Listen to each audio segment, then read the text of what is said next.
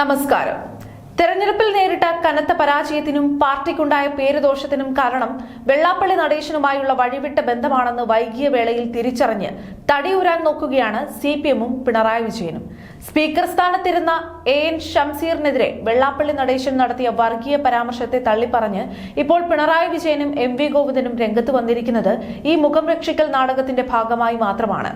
ഒരു നേതാവും കുറുക്കുവഴിയിലൂടെ വന്നതല്ലെന്ന് പിണറായി പറയുകയും വെള്ളാപ്പള്ളിയുടെ നിലപാട് അപക്വമാണെന്ന് വിമർശിക്കുകയും ചെയ്യുമ്പോൾ പൊതുസമൂഹത്തിന് മുന്നിൽ ചോദ്യചിഹ്നമായി നിൽക്കുന്നത് CPM-ന്റെ ഇരട്ടത്താപ്പാണ്.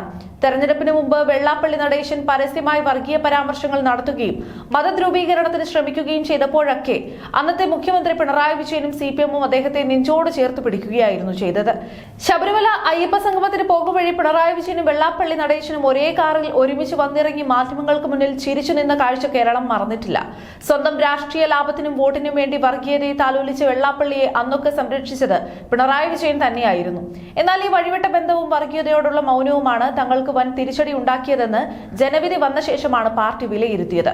വെള്ളാപ്പള്ളിക്കെതിരെ തിരിയാൻ ഒരു അവസരം കാത്തിരുന്ന CPM-ന് AN ഷംസീറിനെതിരായ പരാമർശം ഒരു വീണ് കിട്ടിയ അവസരമായി മാറുകയായിരുന്നു.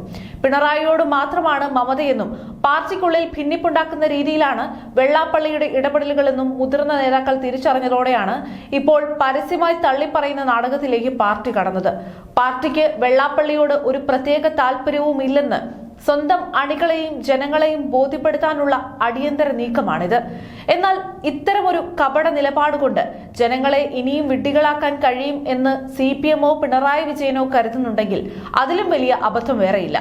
വർഗീയത പറഞ്ഞ് ആളുകളെ സ്വാധീനിക്കാൻ കഴിയില്ലെന്നും ഇത്തരം കൂട്ടുകെട്ടുകൾ ജനങ്ങൾ പുച്ഛത്തോടെയാണ് കാണുന്നതെന്നും തെരഞ്ഞെടുപ്പ് നൽകിയ പാഠം വ്യക്തമാക്കുന്നു. തിരുത്തേണ്ടത് വെള്ളാപ്പള്ളിയോടുള്ള സമീപനം മാത്രമല്ല, മറിച്ച് പാർട്ടി നേതാക്കന്മാരുടെ അഹങ്കാരവും സ്വഭാവദോഷവും ജനവിരുദ്ധ ശൈലിയുമാണ്.